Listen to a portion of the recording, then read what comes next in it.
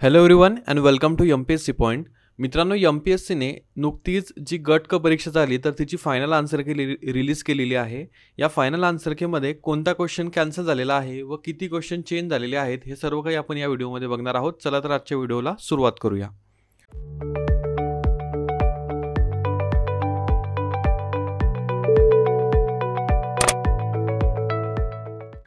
बघा, एक महत्त्वाची अपडेट म्हणजे ग्रुप सी ची आन्सर की आलेली आहे फायनल की प्रिलिम्स एक्झामसाठीची.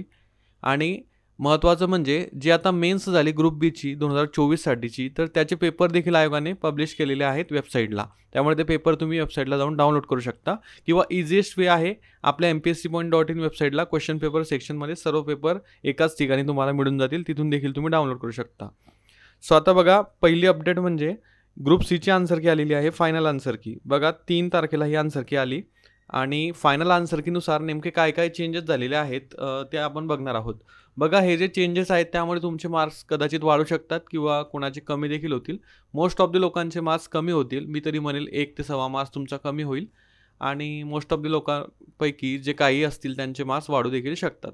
त्यामुळे ऑलरेडी ग्रुप सीला कमी स्कोअर्स आहेत आणि त्यामध्ये अजून जर कमी मार्क्स झाले तर कट ऑफ निश्चितच खाली जाऊ शकतो. सो बघा, ही आयोगाची ऑफिशियल वेबसाईट आहे आणि इथे तुम्ही की अपलोड झालेली बघू शकता. 3 तारखेला अपलोड झालेली आहे.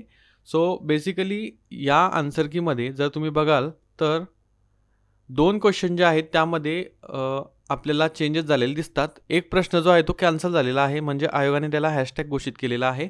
आणि दुसरा जो प्रश्न आहे त्याचं उत्तर आयोगाने चेंज केलेलं आहे, जे की चेंज होणारच होतं. ऑलरेडी तुम्हाला मी टेलिग्रामला सांगितलं होतं की उत्तर चेंज होणार आहे. सो कॅन्सल कोणता झालेला आहे आणि चेंज कोणता झालेला आहे व का झालेला आहे ते आपण आता बघूया. सो बघा, कॅन्सल झालेला जो प्रश्न आहे मित्रांनो तो सेट ए मधील प्रश्न क्रमांक 69 आहे.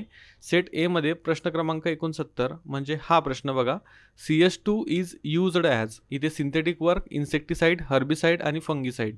बघा, जे काही चेंजेस झालेले किंवा कॅन्सल झालेले प्रश्न आहेत ते फक्त सायन्सचेच आहेत. इतर कुठलाही काही चेंजेस नाही, कारण पेपर त्या मानाने त्यामध्ये चुका नव्हत्याच.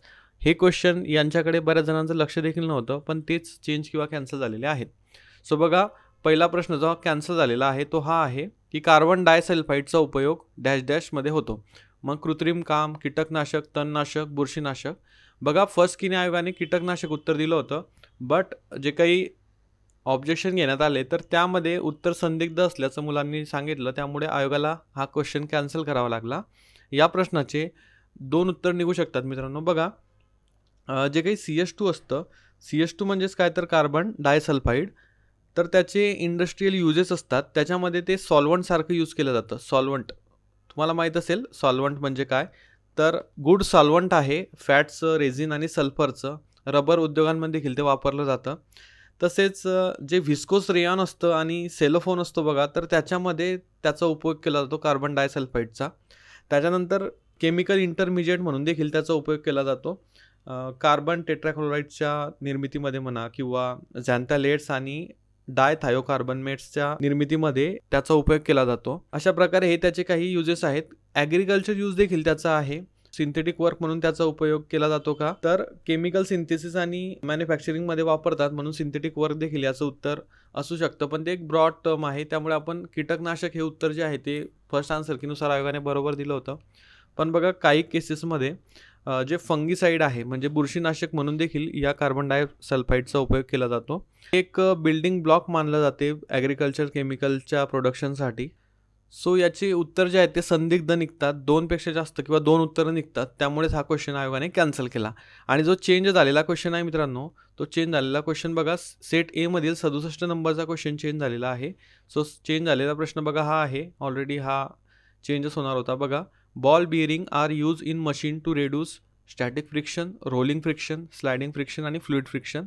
याचं उत्तर फर्स्ट कीनुसार रोलिंग फ्रिक्शन होतं, परंतु आता फायनल कीनुसार आयोगाने स्लायडिंग फ्रिक्शन दिलेलं आहे, जे की ॲब्सोल्युटली करेक्ट उत्तर आहे. सो मोस्ट ऑफ द लोकांनी रोलिंग फ्रिक्शन उत्तर केलं होतं. त्यांचं आता 1.25 गुण वजा होतील आणि ज्यांचं हे स्लायडिंग फ्रिक्शन होतं तर त्यांचे 1.25 वाढणार आहेत. ओके, त्या कॅन्सल झालेल्या प्रश्नाचे गुण कुठेही ॲड करायचे नाही आणि तो क्वेश्चन म्हणजेच तुमचा पेपर 99 प्रश्नांचाच पकडायचा, त्यानुसार ते कॅल्क्युलेशन करायचं. ज्यांचा हा प्रश्न बरोबर आला असेल आता तर त्यांनी 1.25 त्यांच्या टोटल गुणांमध्ये वाढवा. ज्यांचा चुकला असेल त्यांनी कमी करा. ज्यांनी सोडवलाच नसेल त्यांनी काहीही करू नका, तुमच्या मार्क्समध्ये काही चेंज होणार नाही. आणि ज्यांचा जो हॅशटॅग झालेला प्रश्न आहे तो जर आधी बरोबर असेल आणि आता हॅशटॅग झाला तर त्याचा देखील तुम्हाला 1 मार्क्स कमी करावा लागेल. सो अशा प्रकारे हे तुम्हाला मार्क्सचं कॅल्क्युलेशन करायचं आहे. आय होप तुम्हाला या व्हिडिओमध्ये सांगितलेली माहिती कळाली असेल आणि कोणते क्वेश्चन एक्झॅक्टली कॅन्सल झाले आहेत व का झालेले आहेत हे तुम्हाला कळालं असेल. लवकरच ग्रुप बी मेन्स जी आहे त्याची आन्सर की येईल, त्यासंबंधी अपडेट तुम्हाला दुसऱ्या कुठल्या तरी व्हिडिओमध्ये मी देईल. सो आय होप तुम्हाला हा व्हिडिओ समजला असेल. तुम्हाला जर व्हिडिओ आवडला असेल तर लाईक करू शकता, चॅनलला आपल्या पहिल्यांदा आला असाल तर सबस्क्राईब करू शकता. आजच्या व्हिडिओसाठी एवढेच, आपण भेटणार आहोत पुढच्या व्हिडिओमध्ये. Thank you for watching.